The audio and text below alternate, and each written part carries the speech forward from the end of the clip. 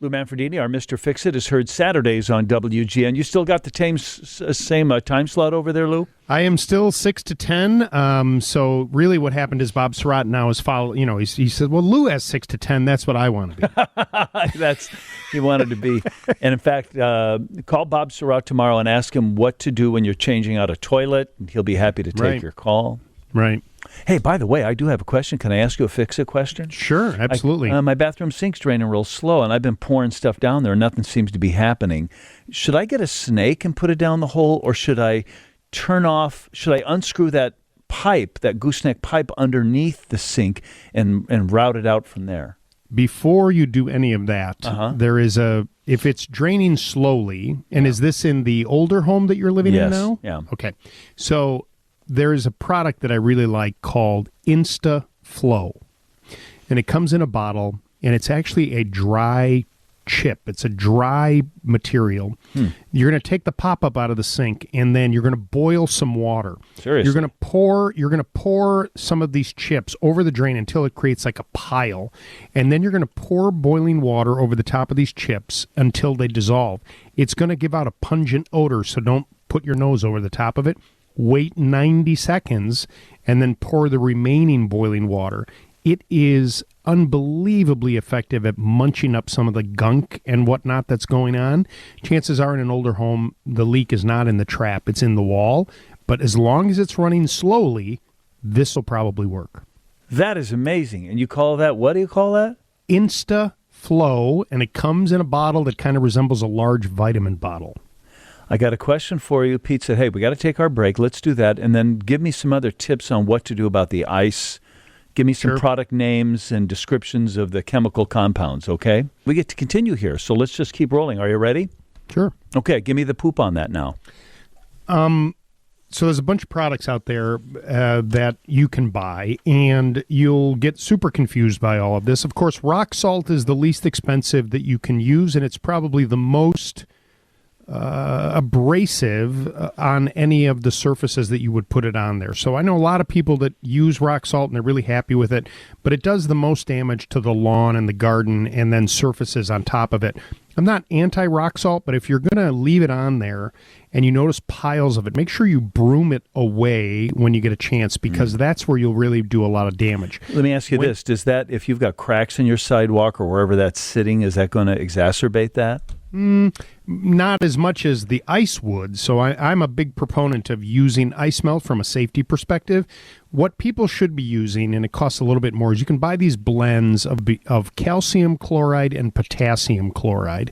And then there's all these products that say they're safer for pets. And a lot of people use that. But what I don't want people to get the false sense that, oh, well, I can use this, I don't have to worry about my pet. It is still the same compound makeup. They put some buffers on there, and so anybody that has a dog, if you let them outside, one of the tips is to keep a damp rag by the door as well as a dry rag. And when they come in, use the damp rag to wipe off their pads, and then the dry one so they don't get wet feet all over your home. But the thing that I really want people to start using, which I think makes a lot of sense, is now, for the past probably 7 or 8 years, maybe 10 years, there's a product that's called liquid calcium chloride, and it comes in both gallon and 5-gallon jugs. It is exactly what it said. It's a liquid. You put it in a pump sprayer. The one thing that has happened with technology now is we know exactly what the weather's going to be, right? If they tell us it's going to snow 8 inches, it usually does. I mean, maybe not 8, but it's going to snow. This stuff, you go out pre-storm, and you spray the sidewalk or the driveway. And what will happen is this will put a nice layer over the top of that. And when the snow hits, if it's light enough, it'll just evaporate. You won't even see it. Heavier snow will make your life so much easier when you go to shovel. The beauty part about the spraying is you can pinpoint control it so you don't get it all over the lawn. Keep in mind, potassium chloride, calcium chloride are still not good for your lawn. They're just slightly better than rock salt.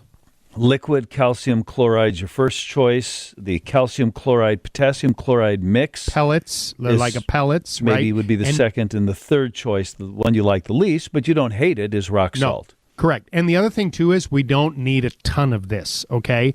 It is, I I don't salt my food, but if I was going to do just a little bit, like a little on your hand, don't go crazy. I don't need a giant layer of this stuff, plus the fact that it'll cost you less money. Just a nice, even dusting of the product across the areas that you're concerned with. Pay very close attention to steps. This is where we get falls and trips and whatnot. Yeah. And so you really, really have to be careful with that stuff. And the nice thing about the pre-treatment is after you do it a couple times, there's residual value on the liquid stuff. And so you may notice that, wow, I'm not getting any ice buildup whatsoever. That's because there's a nice layer that's been absorbed into the concrete, and it continues to work. And you'll use less product, and I think you'll find it to be a much neater product to use. We haven't really hit winter yet, right? I mean, it's the first snow, and, we haven't hit those 3 weeks of when it's, everything looks really dark and dirty, and right now the snow still looks nice and clean. In a couple of days, it's going to warm up and it's going to look nasty. Yeah. But then we're going into, the month of January and February. We've all been down this road before. Just be careful that road isn't too slippery. Do you like the tip of spraying Pam on your shovel or blades of your snow thrower? I was shoveling yesterday, and it was sticking to the shovel. Yeah. And I thought to myself, there's people out here that put cooking spray on these things. Instead of just I was just tapping the shovel on the ground, and it was all coming off. So if you want to do it, does it work? Sure. And then go in and fry an egg. I don't know. I mean, it works. You can. I mean, it's not something I would do.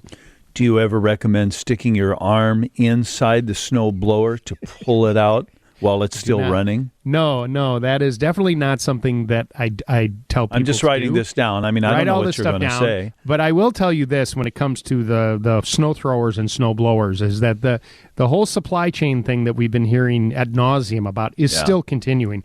And many of those products, both American-made and imports, are just unavailable. If you go to a store and you see one or two snow throwers, and you're like, I think I need a new snow thrower. I'm going to think about that. Tomorrow it's not going to be there. Do you have snow throwers? Do you have them at your store? We do.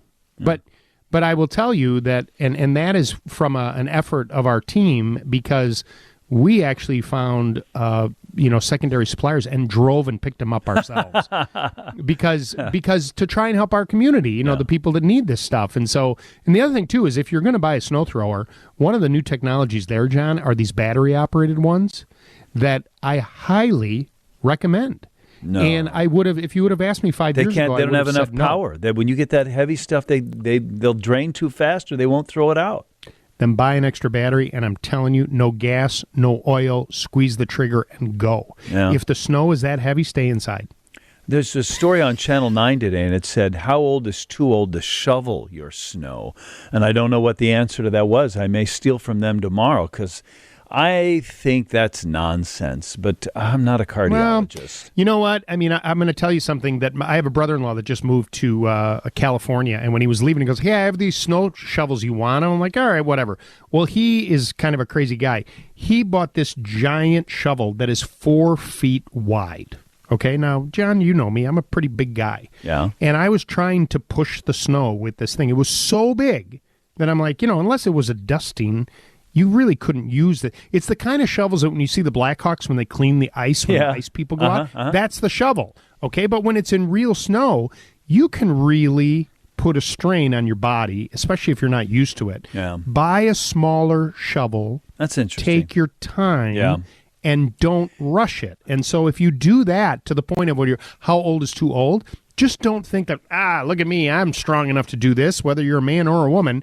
Smaller shovel, smaller bites of the pie, and take your time. Well, that's because you say, no, I'm too old to shovel, so I'm not going to shovel, and then you go inside and get on your Peloton. I mean, if you can do one, you can do the other. Just be smart about it. Lou, I have 30 seconds left, but as a Minnesotan, the snow shovel we liked the best was the one real hard, like milky white plastic blade. Do you know the kind of snow shovel I'm talking about? It's called the Snow Plow. That thing is American awesome. made. Yes. It's got a yellow, the one that I'm talking about that's 4 feet wide, that's what it is. They make them in 24, 36, and 48. Buy the 24 and just take your time. You'll hear Lou Manfredini this Saturday. Will I hear you this Saturday? You were off last Saturday. I was off the last 2 Saturdays because of Christmas and New Year's, but I missed all you people, and I'll be back this Saturday. We'll be listening. Thank you, my friend.